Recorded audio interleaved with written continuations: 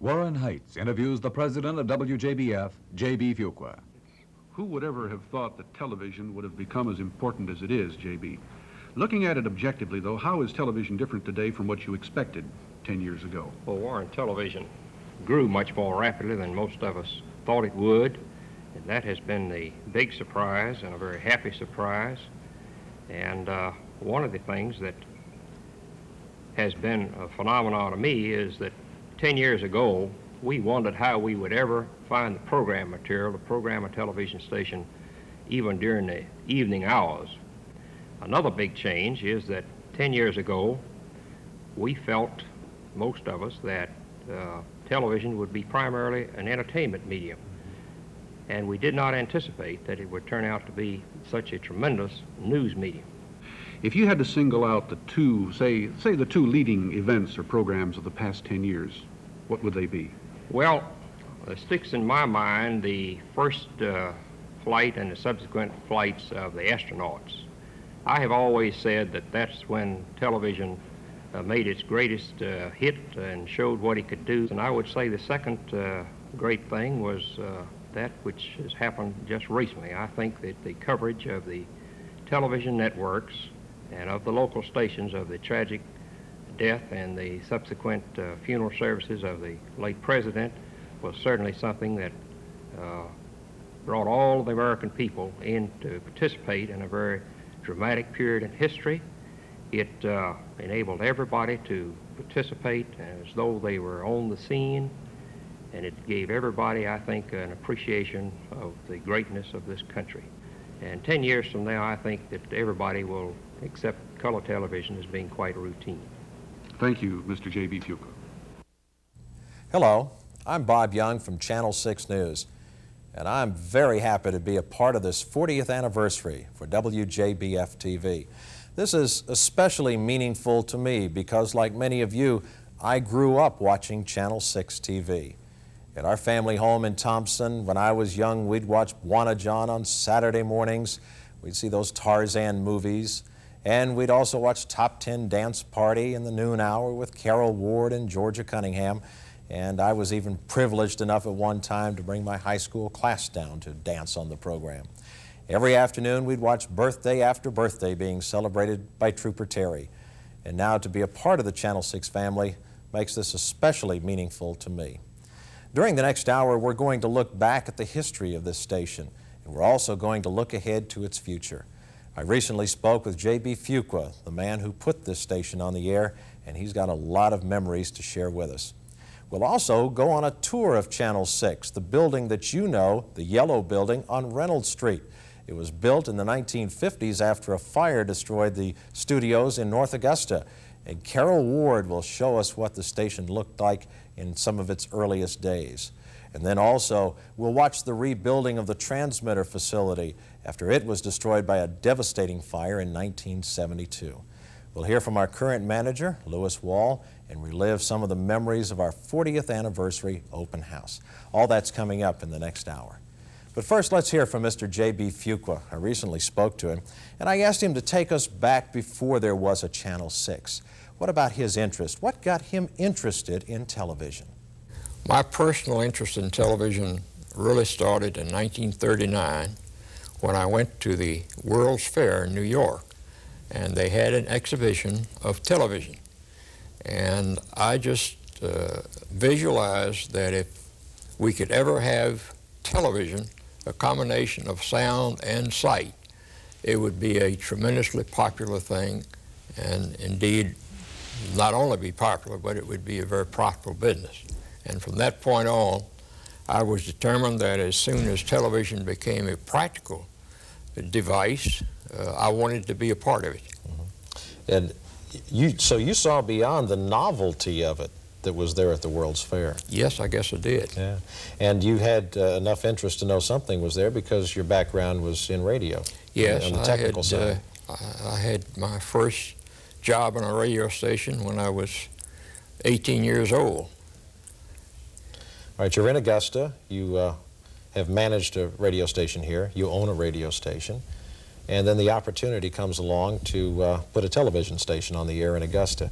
Can you take us back through that. What was that like, trying to assemble the team to put this thing together, assemble the financing? What did it cost to do TV back then? Well, it cost about $250,000, and that was a very large amount of money at that time. $250,000, for example, would buy a lot of radio stations then. I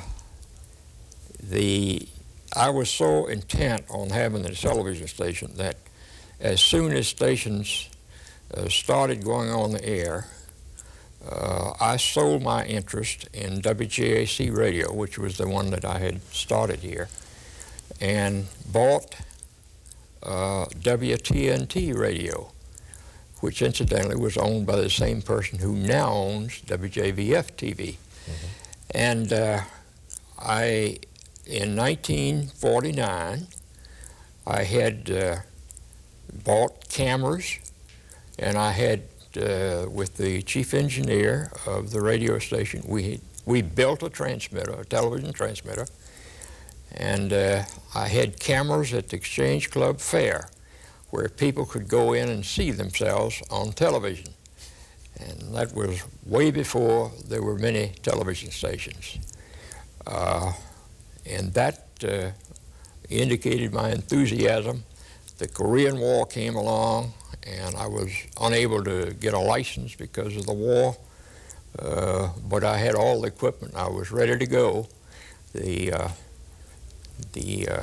tower I had bought from a radio station in Cincinnati and had it transported here in sections, and was all ready with the tower. And I'd bought these cameras from the owner of a television license in Dallas, who decided that television didn't have any future and he would not build his television station. And I bought this old equipment out of a warehouse and moved it to Augusta. Now, $250,000 to put a TV station on the air. Was it hard to raise the money? Well, it was. I had good luck. I had accumulated some money, and by the time that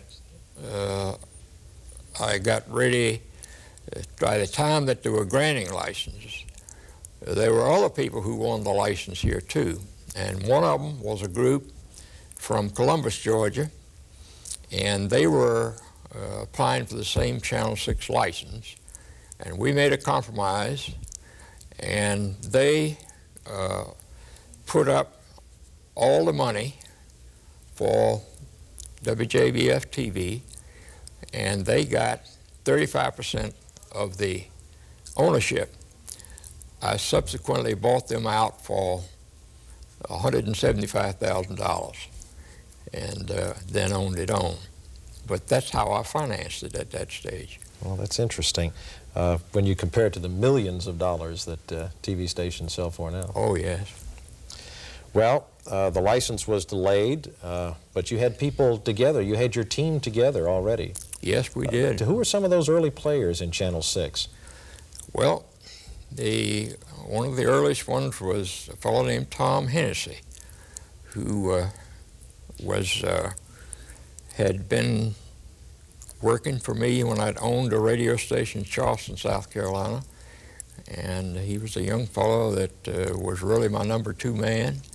And then there was another man named Donald Kelly, deceased, who was the manager of the radio station and subsequently the television station. And we put together a group of people, and we operated both the radio and television. And during this period before the FCC acted on your license, your people were becoming proficient with the equipment. So ultimately, when the license was granted, Channel 6 was on the air. Well, the equipment I spoke of earlier, the cameras were obsolete by the time I got the license, right? So I had to buy new cameras. And but we went on the air with good equipment, and we had it in North Augusta because we had the idea was that we needed the greatest height we could get with a tower, and the highest point in this area is on top of the hill in North Augusta. So there was an old house there that I was able to buy, and I put the tower up. It was a self-supporting tower. Put the tower up in the rear of the building, and that's how we got to North Augusta. Well, Mr. Fuqua, you're a technician by background. Did you do a lot of the wiring and tinkering yourself? I did everything. Yeah. And enjoyed every minute of it. All right. Two things. This is Channel 6. Why Channel 6 in Augusta? And this is WJBF. Why WJBF? Well, it's Channel 6 because the Federal Communications Commission assigned channels to various areas based on purely technical reasons. And Augusta was assigned Channel 6 and Channel 12. Channel 6 was a more desirable channel because it was at a lower frequency than Channel 12. And I wanted the more desirable frequency. And the reason that it had WJBF on it was because that's what I had on the radio station that I bought. And I have heard people tell me that J.B. Fuqua says if you're proud of something, you put your name on it. Well, I've been accused of that. We're going to take a pause in our conversation with J.B. Fuqua. We'll be back in a moment. You stay tuned. Anniversary greetings and special good wishes to the wonderful people at WJBF and the Augusta community. From 1954 to 1978 at Channel 6, I served in many different capacities, from staff announcer to eventually president and general manager. But most fun of all, through those years, were the 14 years on air as kid show host Sheriff and Bwana John. Happy 40th anniversary to WJBF Channel 6, Augusta. Hello, I'm Henry Howard. For 40 years or more, we've been a part of the Radio Quartets here on Channel 6, one of the longest live-running gospel programs in the world. We're delighted to have been a part of this program in Channel 6. The largely reaching out to the community has been our endeavor. We plan to continue to do so, and we thank you for watching Channel 6. For all these years, we've enjoyed doing just what we've done. We want to say to Channel 6, happy birthday. We want to continue to do what we've done better in the next 40 years. May God bless. And on Thanksgiving Day, 1953, this new thing called television signs on the air. What was that first day like? Well, it was very exciting. As I recall, we went on the air about 5 o'clock in the afternoon, and we had this live program dedicating the station. We had the local civic leaders and political leaders, and everybody had a little piece to say. And I think we stayed on until 10 o'clock at night. Indeed, in the early days, I had thought that television would never become a news medium. It would always be an entertainment medium. And since I was new at it, I was considered an authority on television. And I made lots of speeches about the future television. And I used to say that television would always be just an entertainment medium. It would always operate just at night. And how wrong I was. You weren't entirely wrong in many other things that you talked about, because indeed you had a lot of foresight in this industry. But that first day you were on the air about 5 hours, what did you, besides the live broadcast to sign on, what kind of programming did you have? Was there programming available to you? Sure, there was programming. We had 2 networks, NBC and ABC. And so the networks were just beginning operations, so programming was available. Mm-hmm. Did you have commercials that first day? Yes. And yes. What were you selling commercials for? Can you remember? I don't remember, but it wasn't very much. And I remember that I used to say around the station, $1,000 a day will keep the sheriff away. And that's about what we grossed in that first year, was about $300,000. And we made a little money, and you couldn't crack the door on this television station today for $1,000. Couldn't come close.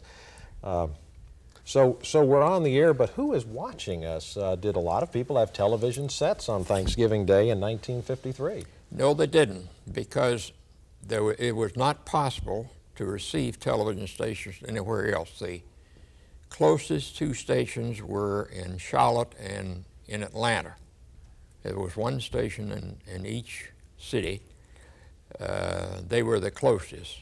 Now, I had a television set because I had the most elaborate receiving antenna you could imagine on top of my house.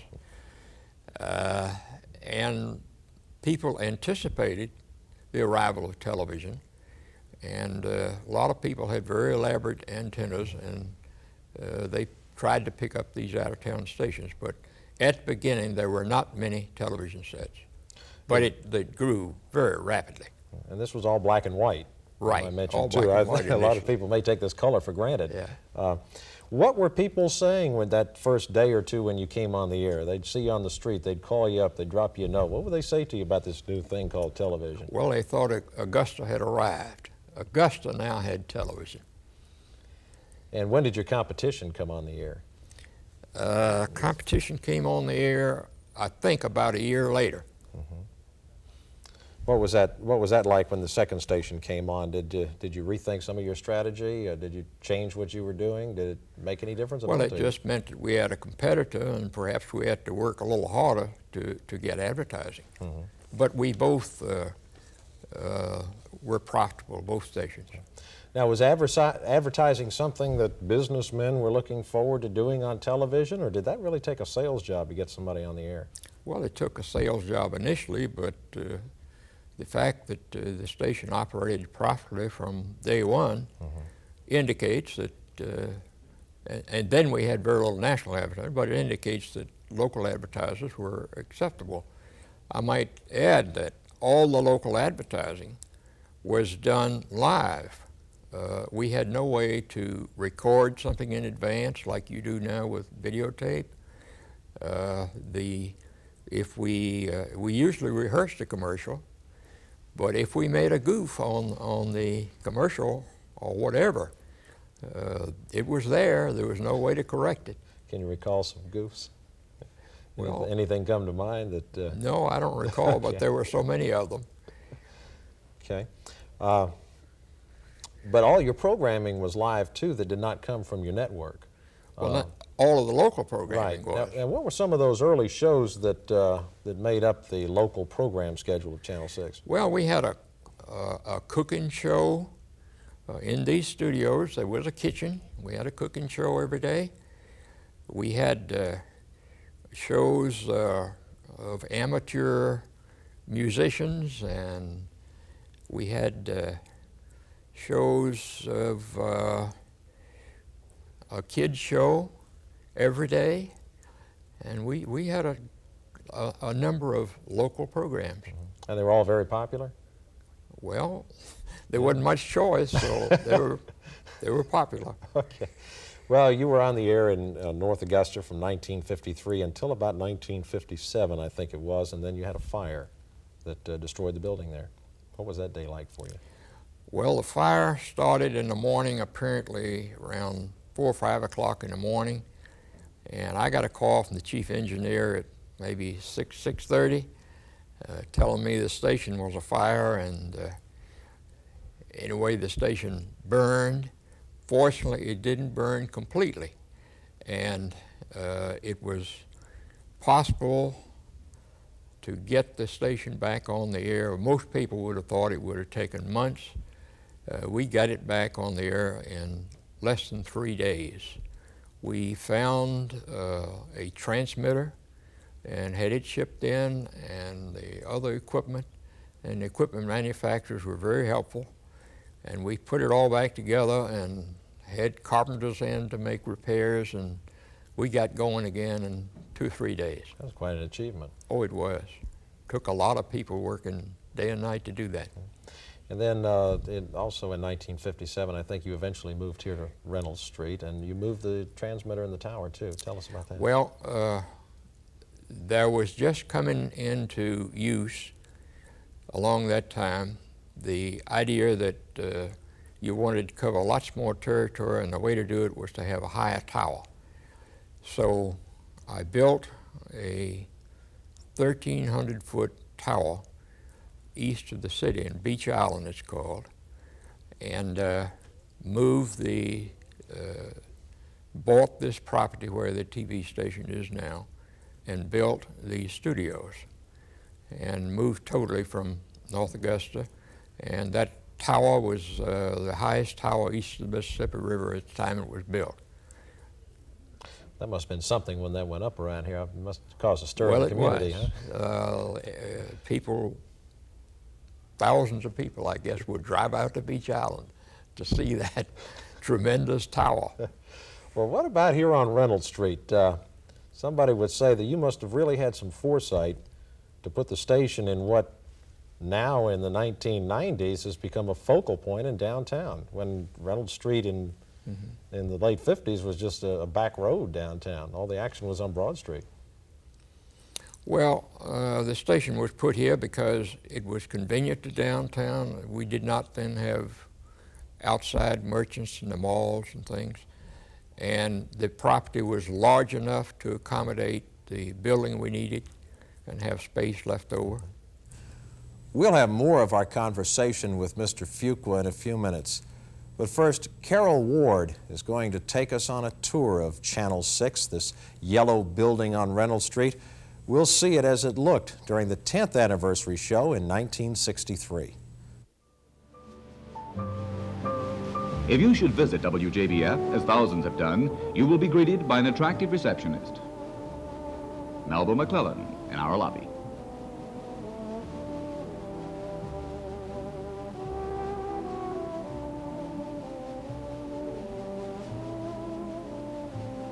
Down the hall on the left are the offices of station executives. This is Asa Stallworth, who has recently been elevated from sales manager to station manager.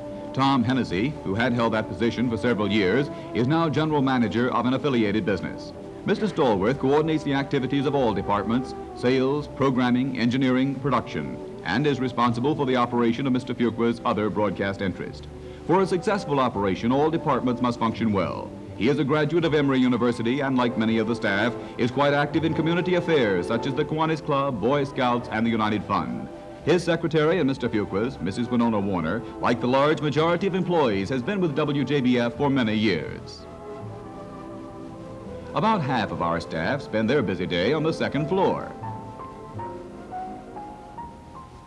The sales department is vital to any business organization.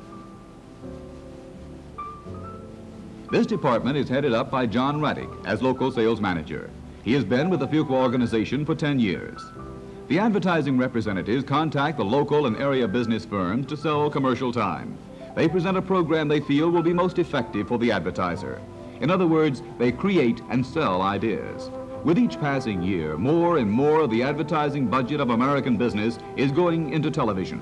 Why? Because businessmen have found this to be the medium that reaches the largest number of people and delivers the best sales results. This is Henry Drost, in radio and television with WJBF for 14 years. Like a bulldog, but with a heart as big as the outdoors. The sponsor's interest always comes first with Henry. Steve Mandison, 21 years with the organization. Like all good salesmen, he offers only the idea that can do the best job for a particular sponsor. Steve is also well known as an on-the-air personality and promoter. Bert Harbin, relatively new to the business. He has the ideas and personality a salesman needs and has now gained the experience that is so necessary. Another top salesman is Walter Campbell, a WJBF success story. When WJBF went on the air 10 years ago, Walter was employed as a cameraman while still in high school. Later, he became a director and learned all phases of the business. His imagination and initiative have made him most valuable in serving our organization. Betty Story and Norma Prepper in the Channel 6 traffic department have several responsibilities. They keep the salesman advised on time available to potential sponsors.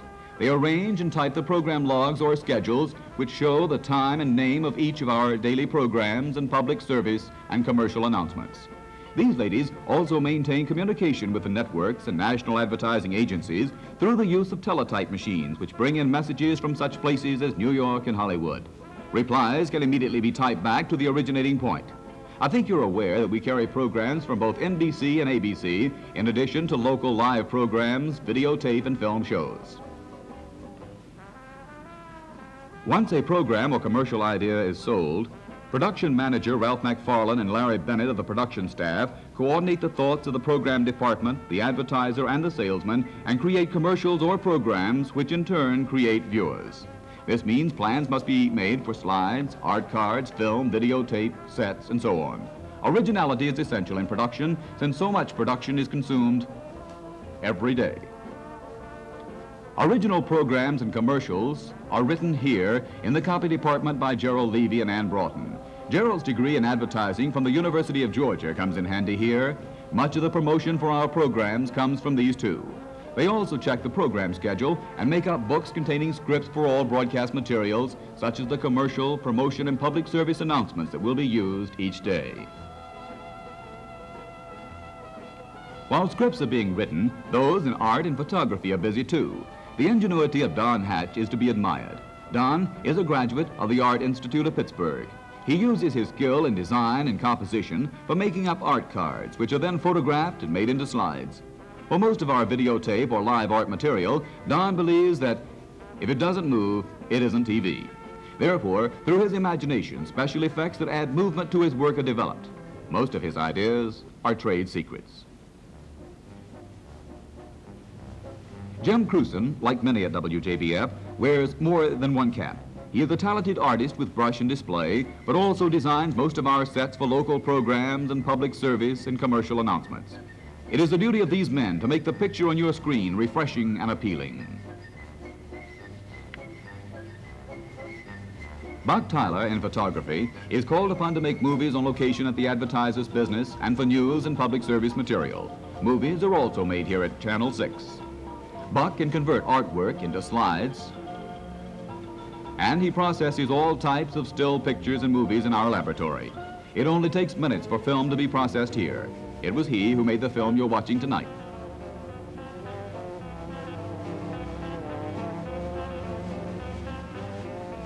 Our movies are still far from ready for the air as it leaves the photo lab. It then comes to our film director, Bill Bailey, who must time, edit, and splice the film to the requirements of the commercial or news story.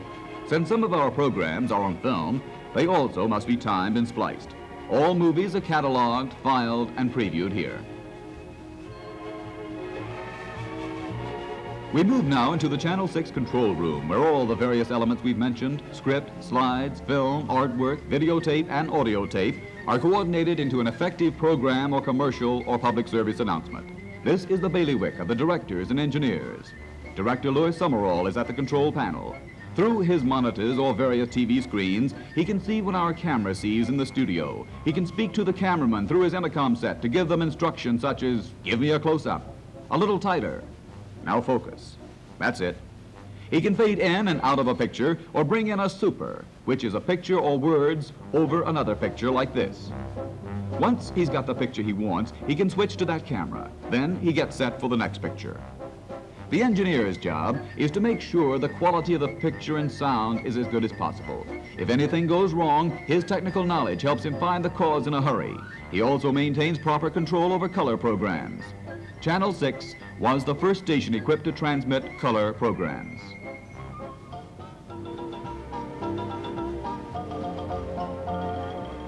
Whenever you hear an announcement and the announcer is not on camera, his voice is coming from this booth, either live or by tape. All types of programs are received and sent to you from this control room. The network shows, movies such as this one being loaded on a projector by director Jerry Frazier.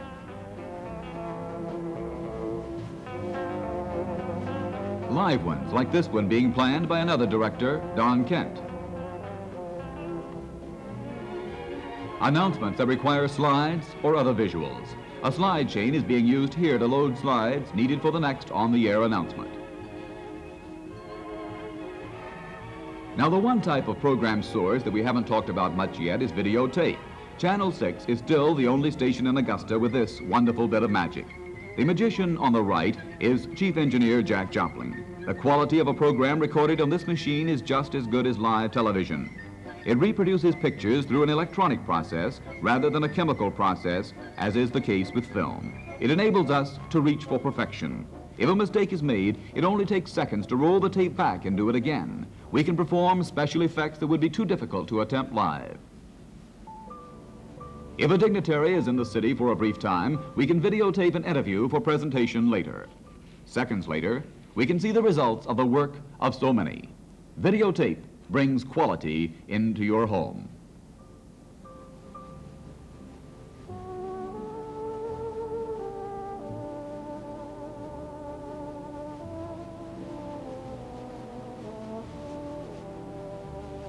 Most of the station's public service or public affairs programs and announcements start their planning in this office, as does much of our promotion material. This station will never forget its obligation to supply a public service that informs, entertains, and educates its viewers.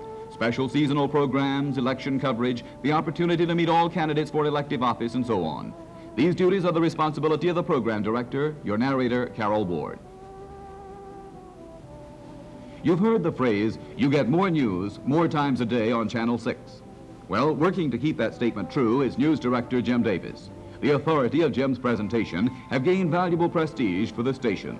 Our news facilities include United Press news and picture machines, which are operating 24 hours a day, which calls to mind that WJBF has Augusta's only 7 days a week local news operation. Extensive coverage of local and area news stories is a daily feature, with many of these stories being reported and filmed by a most valuable member of our staff, Duke Flanagan. Weather and sports receive their share of attention too, as do shows designed for children and women. All of this on a daily basis. Any announcement or program originating from this station comes from this studio, equipped with all the needs of a successful operation. Studio manager Gray Mason calls the shots in setting up props, microphones, cameras, and so forth. Here, you'll find a revolving stage, enough lighting for 300 living rooms, temporary sets from the prop department, a kitchen. As you have seen, a large studio crew is kept quite active. When are these local programs presented?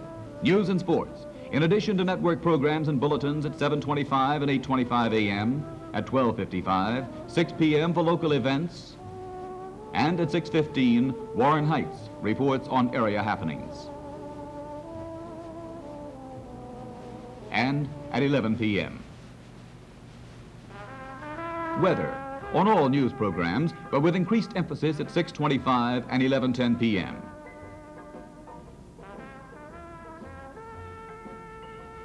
Woman's World, Monday through Friday at 9 a.m. Ann McKnight is our woman's editor, a program devoted to subjects relating to the woman at home, the woman herself, the woman outside the home, and the woman as a wife and mother.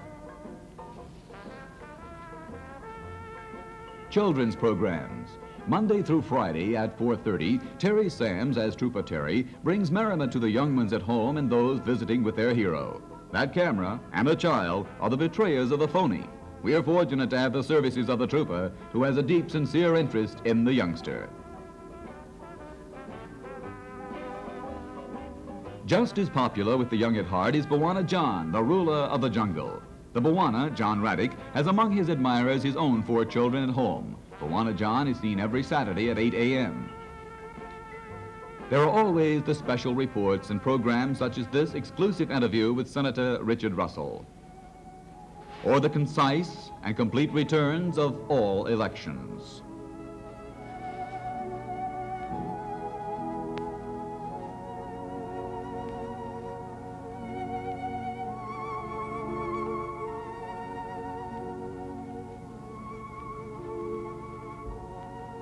Thousands of citizens from this area have appeared with Richmond County Farm Agent J.W. Chambers on the Farm and Home Hour at 7:30 a.m. Saturdays. They discuss and demonstrate subjects of interest to the rural area. Numerous vocal groups have appeared every week on the Sunday morning parade of quartets with Steve Manderson. We haven't missed the teenager either. Now, well into its 6th year, is the Top 10 Dance Party, seen every Saturday at 12:30. The show has featured well over 10,000 high school students from throughout our vast coverage area. You can well be proud of the youth in our Southland. Each week there's a dance contest, games, prizes, and yes. Visitors to Channel 6 can watch the activity in our studio through our viewing room, which seats close to 100.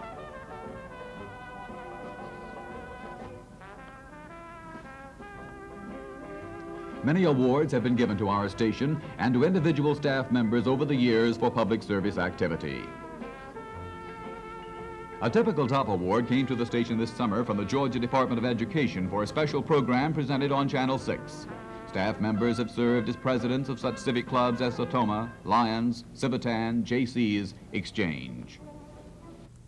That was a lot of great video that Carol narrated. You may be interested in knowing that Carol Ward is now working at WTVM in Columbus, Georgia, and he's been there for some time. His voice is very distinctive. You might not recognize Carol today, but as soon as he talks, you'll know who he is. Our former Atlantic weatherman and our host for Top 10 Dance Party. We'll have more right after this. Hello, I'm Carol Ward of Columbus. For 12 years, it was my pleasure to work at WJBF, where I served as program director, host of Top 10 Dance Party, and was your Atlantic weatherman. Those were good years working for a station which offered the best in entertainment, important information, and had a commitment to serve the community well. All that still holds true today. I congratulate WJBF as they observe their 40th anniversary. Happy birthday. You're a class act, and so is Augusta. Happy anniversary, WJBF. I'm Ann McKnight, and I spent the 1960s as host of Woman's World and Colonial Cookbook. As the only person hosting a talk show in our viewing area, I look back with fond memories working with great friends at Channel 6. The changeover from black and white to full color broadcasting, and being the first woman to telecast in color in the Southeast. The cooking demonstrations were live, anything could happen, and sometimes did. Thanks, Channel 6, for letting me be a part of your fabulous 40 years.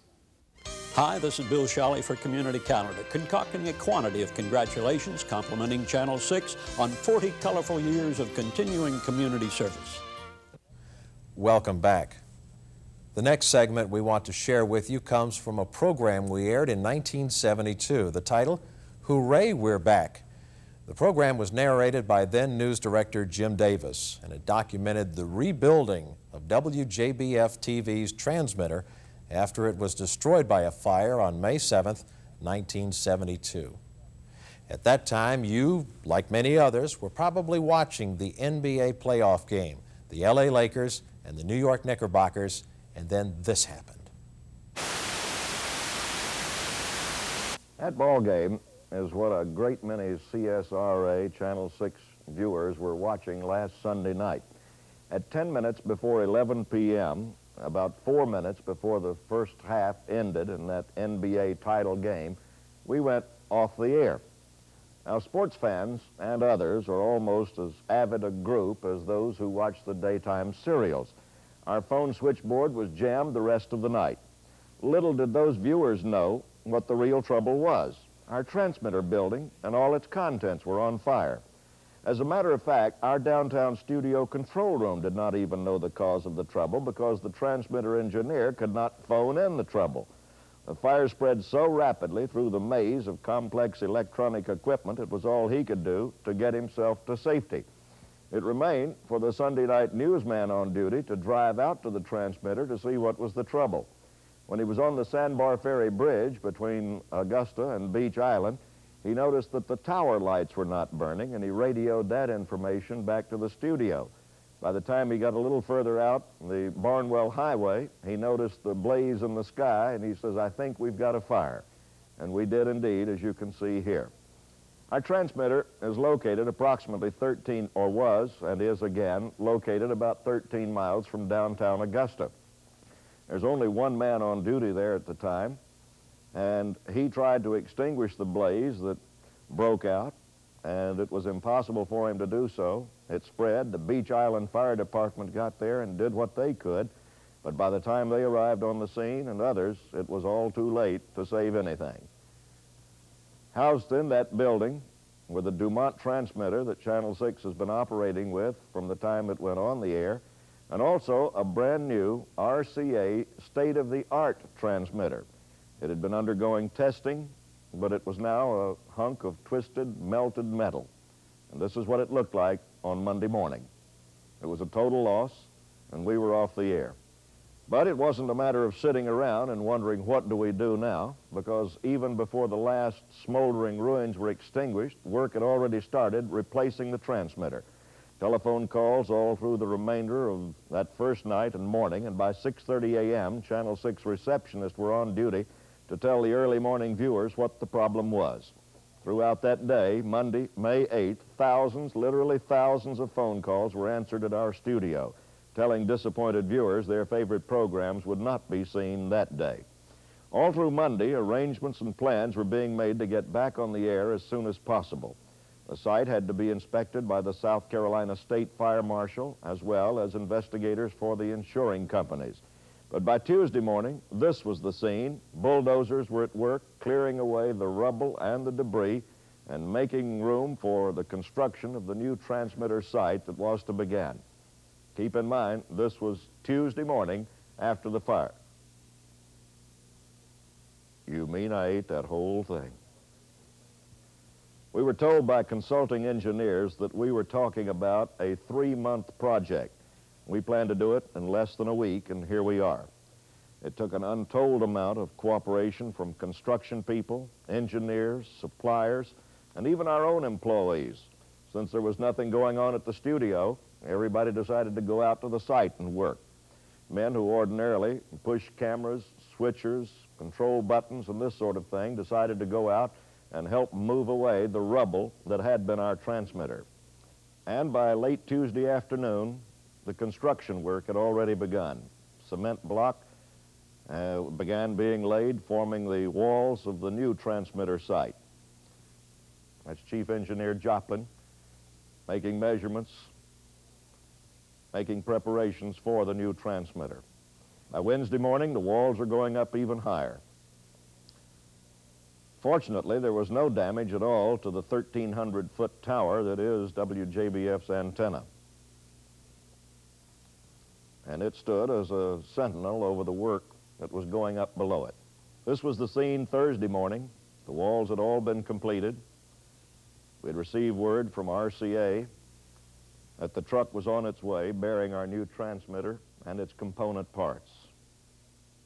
And at 4 o'clock Thursday afternoon, RCA's tremendous big double tandem truck arrived at our transmitter site.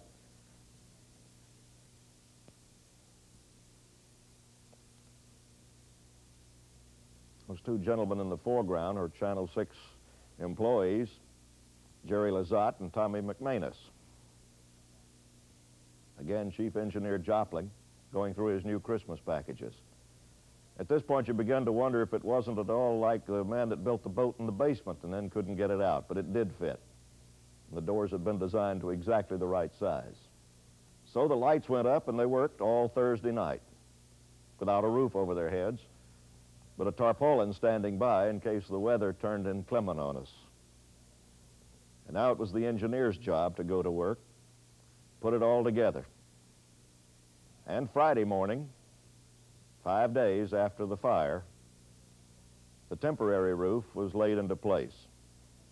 The well-dressed gentleman in the right of your picture is Louis Funderburg, the construction man. The man riding the crane in cavalier fashion is our studio chief, Billy Mills. What about those viewers? How did it affect their everyday lives? We wouldn't presume to say that television is the most important thing in anyone's life, but it is certainly a part of our everyday existence. Our man on the street, Charles Shepard, talked with some people about Channel 6's 5 Days of Darkness. Hi, what's your name? Mrs. M.C. Hurd. Mrs. Hurd, have you missed many of the programs that have been off the air this past week? Certainly have. Missed your programs. What do you miss most? I'm going to miss Lawrence Welk's program most. Mr. Gillian, when did you first start missing the TV most, Channel 6? The night it went off, a few minutes after it went off. What have you missed most? Most of the soap operas, I guess.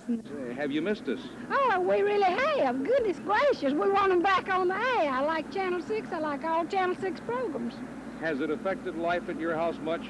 Well, I don't turn television on. Channel 6 has sent me, has all the programs, that I like, I really haven't missed it. I miss it mostly in the What's your favorite soap opera? General Hospital. One of the most popular shows on Channel 6 is Trooper Terry. The daily birthday parties on this program are scheduled a year in advance. Rather than disappoint the youngsters, not to mention the parents, Trooper Terry went on every day as usual. The parties were all held in the studio, just as they are every day. The goodies and refreshments were there. The children watched the cartoons. The only difference was the show wasn't broadcast. I don't know. You didn't have your hand up, did you? Swimming and all that. Okay, where are you going this summer? Camping. Camping. Where are you going to camp? In the woods. In the woods. Okay, where are you going for summer? Camping. Another camper. Camping. Camping? Boy, the woods are going to be full of boys and girls this year. Where are you going for summer vacation? Beach. What beach? I don't know. Just any old beach, huh? Well, what do you like best at the beach? Swimming. How about the sand? It's fun. Did you ever build a sand castle? My daddy helped me build it. It's fun, isn't it? And then the waves come in and with the tide and wash it away. Well, Doug, we need another operator. Who's it going to be? Send us at least one more and we'll see another cartoon. Oh, this young lady, huh? Who is this? Barbara. Are you ready, Barbara? Up we go. Okay, Barbara. Oh, you know what to do, don't you? The man around whose shoulders the entire rebuilding process has revolved is John Raddick, General Manager and President of WJBF TV. He'd like to express his and our thanks to a lot of people. I want to thank everyone for everything they've done so willingly, working practically round the clock to restore television service for you. I want to thank the WJBF staff, our cameramen, directors, engineers, salesmen, secretaries, all, and the laborers, builders, brick masons, electricians, carpenters, telephone and power men, and the WJBF advertisers who've remained so friendly and loyal, the Beach Island Fire Department who tried so desperately to save something, and you, the viewer, for remaining so loyal to WJBF. To place this entire episode, an effort in proper perspective for you, I asked the experts at RCA exactly how long it would take under normal circumstances to get a television transmitting station on the air, starting as we did this past Monday afternoon. The answer was 3 months. So, again, please let me say we're glad to be back, and we hope you are too. Thank you. Well, as you can see, the effort to get back on the air from that fire was a great team effort, and many of the members of that team are still here with Channel 6 today. We'll continue our conversation with the station founder, J.B. Fuqua, in just a moment. Hello, I'm Jim Davis of Augusta. I joined WJBF in 1960 and did the news for the next 22 years, almost 11,000 newscasts. I had the opportunity to report on the way we looked at our changing area as well as the way we looked at ourselves. WJBF has a commitment to serve this community, and for 40 years it has done just that. Let me wish Channel 6 a happy 40th birthday, and thank you for giving me 22 of those years. Hello, I'm Farmer Chambers, and it was my pleasure to host the Farm and Home Show here on Channel 6. Happy 40th birthday. As you put your television station together and as you nursed it along and as you grew and expanded, that the people in Augusta always got from J.B. Fuqua and Channel 6, they got the best and they got it first. Absolutely. I always had the policy that we would have state-of-the-art equipment, and we'd have it early on, and we were one of the first stations anywhere in the country, certainly in a city this size, to have all color. And we were really one of the earliest stations to have network color, which took a modification of the transmitter. And we had network color starting in 1954. And the other color, I forgot where it came along, but in the early 60s. And then videotape came along in the late 60s, I guess. And we had that. And so this station was always ahead of the industry as a whole, and I'm glad to see that it's still that way. Well, thank you. Well, why did you have that attitude that we're going to do it here, we're going to do it first, and we're going to do it best? Where did that drive come from? Call it ego or personal pride. At one point, Mr. J.B. Fuqua said, "I'm getting out of the television business," and you sold your TV stations, including this one. Why did you make that decision? Well, it was a business decision. At that time, I had several television stations, and I thought the price had probably gotten to the point that it would be a good time to sell. I was wrong. But, and then I had moved from Augusta, and I didn't have the same local interests that I'd had. But indeed, I sold all of the 5 television stations that I controlled at that time. Any regrets? Beg pardon? I said, do you have any regrets about selling them? I have been in perhaps 40 or 50 different industries, but the most interesting business I was ever in was television, radio and television, and I do indeed miss it. Would you like to leave the new owners with a bit of advice? Just keep up the good work. And keep up the good work we will. Thank you, Mr. Fuqua, for those great memories and for your time. WJBF TV is now owned by Spartan Radio Casting Company of Spartanburg, South Carolina. We continue with that family tradition here, and our general manager now is Lewis Wall. Thank you, Bob. We at the Spartan Radio Casting Company, and specifically WJBF, are excited about the future. And I think a great deal of that excitement about the future is our gratefulness of the past. Because of the past, we've had such great performances by such great people that have been a part of WJBF. And when you think back about the J.B. Fuquas and the Jim Davises and the Terry Sams and John Raddicks and all the people that made Channel 6 great, you think about what a great foundation we have for the future. And I think you'll see in the future a real commitment to try to uphold that tradition. I think it also would be remiss of me if I did not say that we are very thankful. We're thankful that we have a tremendous staff here in WJBF. We've got some of the best people I think you're going to find any place. And that really makes the difference in any business, in any television station, radio station, or anything that you do. When you have good people, you can do good things. And we're very thankful that when we got to WJBF, we found a tremendous staff with some tremendous people. And that's enough excitement there to make sure that you're going to have a great future. The Spartan Radio Casting Company wants to be the very finest broadcast company in the world. And they want to make sure that WJBF represents that in every aspect of what we do. When it comes to news, I think you're going to see in the future more commitment. I think you're going to see more expansion. I believe you'll see a lot more of the things that will make us in a dominant position to provide the news product that people want to see.